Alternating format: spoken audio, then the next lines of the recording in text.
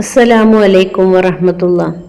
മുഹമ്മദ് നബി സല്ലല്ലാഹു അലൈഹി വസല്ലമയുടെ കുടുംബ പരമ്പര ആരംഭിക്കുന്നത് ഇബ്രാഹിം നബിയുടെ മകൻ ഇസ്മായിൽ നബിയിലൂടെയാണ്. അദ്ദേഹത്തിന്റെ ജനനത്തിന് മുൻപ് ഇസ്മായിലിന്റെയും അവന്റെ മാതാവ് ഹാജറ ബീവിയുടെയും കാലത്ത് ഉദ്ഭവിച്ച സംസം കിണറിന് സമീപം ജുർഹം ഗോത്രക്കാരാണ് അന്ന് അവിടെ താമസിച്ചിരുന്നത്. എന്നാൽ കാലക്രമേണ അവർ തങ്ങളുടെ ദൈവങ്ങളായി കഅബയിൽ വിഗ്രഹങ്ങളെ ആരാധിക്കുവാൻ തുടങ്ങി. ഈ സമയത്താണ് മുഹമ്മദ് നബി സല്ലല്ലാഹു അലൈഹി വസല്ലം മക്കയിൽ ജനിക്കുന്നത്. അന്ന് ഖുറൈശ് ഗോത്രമായിരുന്നു മക്കയിൽ ആധിപത്യം സ്ഥാപിച്ചിരുന്നത്. എന്നാൽ മുഹമ്മദ് നബി സല്ലല്ലാഹു അലൈഹി വസല്ലം പ്രവാചകനായി മാറിയതിനു ശേഷം ഏകദൈവ വിശ്വാസത്തിലേക്ക് വരാൻ അദ്ദേഹം ജനങ്ങളോട് പ്രഖ്യാപിച്ചു. അതിനുശേഷം പ്രവാചകനെയും പ്രവാചകന്റെ അനുയായികളെയും നിരന്തരം അവർ ഉപദ്രവിച്ചുകൊണ്ടിരുന്നു. അവർ മദീന ആക്രമിക്കുകയും മുസ്ലിങ്ങളുടെ സ്വത്തുക്കൾ അന്യായമായി പിടിച്ചമർത്തുകയും ചെയ്തു. അങ്ങനെ ഒരിക്കൽ ഖുറൈശി വ്യാപാരിയായ അബൂ സുഫിയാൻ സിറിയയിൽ നിന്ന് മക്കയിലേക്ക് മടങ്ങുകയാണെന്ന് മുഹമ്മദ് നബി സല്ലല്ലാഹു അലൈഹി വസല്ലമക്ക് സന്ദേശം ലഭിച്ചു. നിരവധി സമ്പന്നരായ ഖുറൈശി നേതാക്കൾ ഈ വ്യാപാരയാത്രയിൽ നിക്ഷേപം നടത്തിയിരുന്നു. അബൂ സുഫിയാന്റെ സംഘത്തെ കുറിച്ച് മനസ്സിലാക്കിയ മുഹമ്മദ് നബി ഇവരെ നേരിടാൻ 313 മുസ്ലിം സൈനികരെ അണിനിരത്തി. ഇതുവഴി മുസ്ലിങ്ങൾക്കെതിരെ ഖുറൈശികൾ നടത്തുന്ന ആക്രമണങ്ങൾ തടയുവാനും അബൂ സുഫിയാനെയും മറ്റു ഖുറൈശി നേതാക്കളെയും ഒരു മുന്നറിയിപ്പ് നൽകുവാനും മാത്രമാണ് പ്രവാചകൻ ആഗ്രഹിച്ചത്.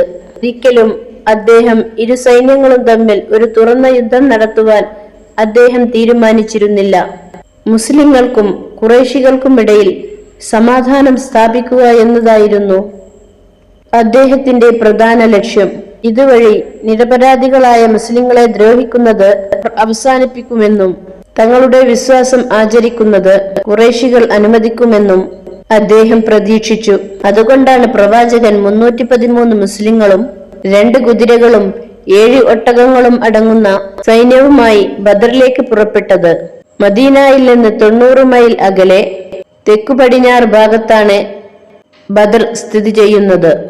ബദർ ഉയർന്ന മലകളാൽ ചുറ്റപ്പെട്ടിരുന്നുവെങ്കിലും ധാരാളം കിണറുകൾ ഉള്ളതുകൊണ്ട് അവിടം യാത്രക്കാരുടെ വിശ്രമ കേന്ദ്രവും കൂടിയായിരുന്നു. അബൂ സുഫിയാന്റെ സംഘം ബദറിൽ വിശ്രമിക്കുമെന്ന് പ്രവാചകൻ നേരത്തെ തന്നെ കണക്കുകൂട്ടി.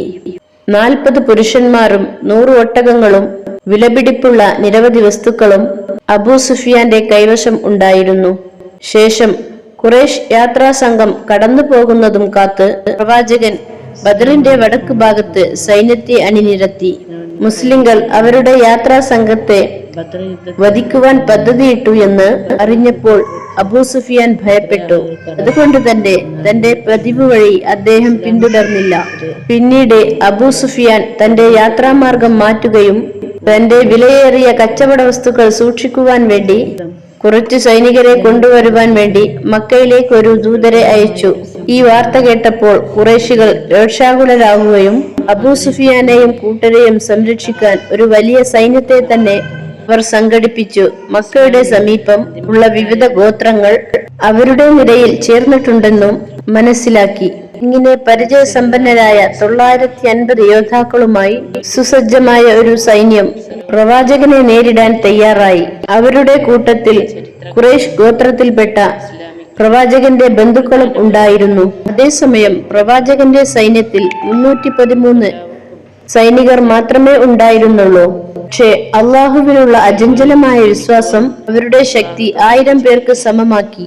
യുദ്ധത്തിൽ മുസ്ലിം സൈന്യത്തെ സഹായിക്കുവാനായി അള്ളാഹു 3000 മലക്കുകളുടെ ഭീമാകാരമായ സൈന്യത്തെ സ്വർഗത്തിൽ നിന്നും ഭൂമിയിലേക്ക് അയച്ചു.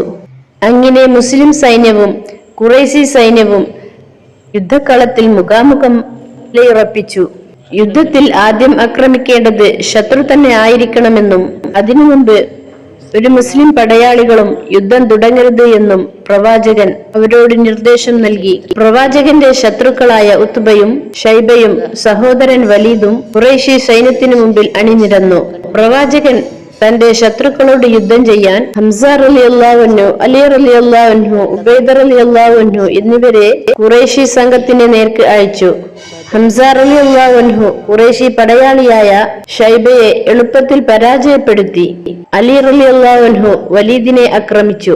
പക്ഷേ അപ്പോഴും ഉബൈദ് പടയാളിയായ ഉത്ബയും തമ്മിൽ പരസ്പരം പോരടിക്കുകയായിരുന്നു. പിന്നീട് ഹംസ റളിയല്ലാഹു അൻഹു, അലി റളിയല്ലാഹു അൻഹു എന്നിവർ ഒരുമിച്ച് വന്ന് ഉത്ബയെ പരാജയപ്പെടുത്തി. അതേസമയം ഉബൈദ് റളിയല്ലാഹു അൻഹുവിന് യുദ്ധത്തിൽ ഗുരുതരമായ പരിക്കേറ്റു. ഇങ്ങനെ ഖുറൈശികൾക്ക് അവരുടെ 3 മികച്ച പോരാളികളെ നഷ്ടപ്പെട്ടു. തീർച്ചയായും അവർ രോഷാകുലരായിരുന്നു. അവർ മുസ്ലിങ്ങളെ സർവശക്തിയും ഉപയോഗിച്ച് ആക്രമിച്ചു.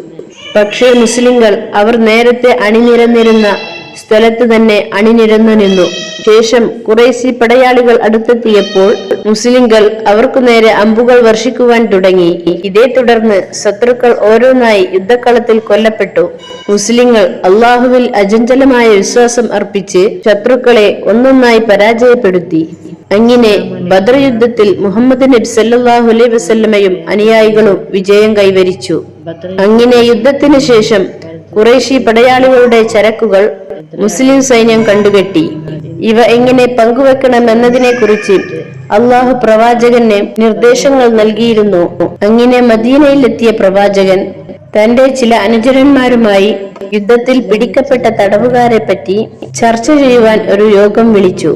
തടവുകാരെ അവരുടെ മോചനത്തിനായി പണം സ്വരൂപിക്കുവാനുള്ള മാർഗമായി ഉപയോഗിക്കാൻ അബൂബക്കർ റളിയല്ലാഹു അൻഹു പ്രവാചകനോട് നിർദ്ദേശിച്ചു. മറുവശത്ത് മുസ്ലിങ്ങളോടുള്ള ശത്രുത കണക്കിലെടുത്ത് എല്ലാ തടവുകാരെയും വധിക്കണമെന്ന് ഉമർ റളിയല്ലാഹു അൻഹു പ്രവാചകനോട് ആവശ്യപ്പെട്ടു. എന്നാൽ പ്രവാചകൻ അബൂബക്കർ റളിയല്ലാഹു അൻഹുവിന്റെ ഉപദേശത്തെ അനുകൂലിക്കുകയും എല്ലാ തടവുകാരെയും മോചിപ്പിക്കുവാൻ തീരുമാനിക്കുകയും ചെയ്തു. പക്ഷേ അവരുടെ സ്വാതന്ത്ര്യത്തിനായി 1000 മുതൽ 4000 ദിനാർ വരെ തുകകൾ ഖുറൈശികൾ നൽകേണ്ടി വന്നിരുന്നു. പക്ഷേ ദരിദ്രരായ തടവുകാർ ചുരുങ്ങിയത് 10 മുസ്ലിം കുട്ടികളെയെങ്കിലും എഴുതാനും വായിക്കുവാനും പഠിപ്പിക്കുകയാണെങ്കിൽ അവരെ മോചിപ്പിക്കാം എന്നും പ്രവാചകൻ ഉറപ്പു നൽകുകയും ചെയ്തു. ഈ പ്രവാചക ചരിത്ര കഥ തുടർന്ന് കേൾക്കുക. ഇതിന്റെ തുടർന്നുള്ള ഭാഗം അടുത്ത വീഡിയോയിൽ കേൾക്കാം. അതുവരെ എല്ലാവർക്കും അസ്സലാമു അലൈക്കും വറഹ്മത്തുള്ളാഹി. ഈ വീഡിയോകൾ നിങ്ങൾക്ക് ഇഷ്ടപ്പെടുന്നുവെങ്കിൽ നിങ്ങൾ മറ്റുള്ളവരിലേക്ക് ഷെയർ ചെയ്യുകയും കമന്റ് ചെയ്യുകയും സബ്സ്ക്രൈബ് ചെയ്യുകയും ചെയ്യുക.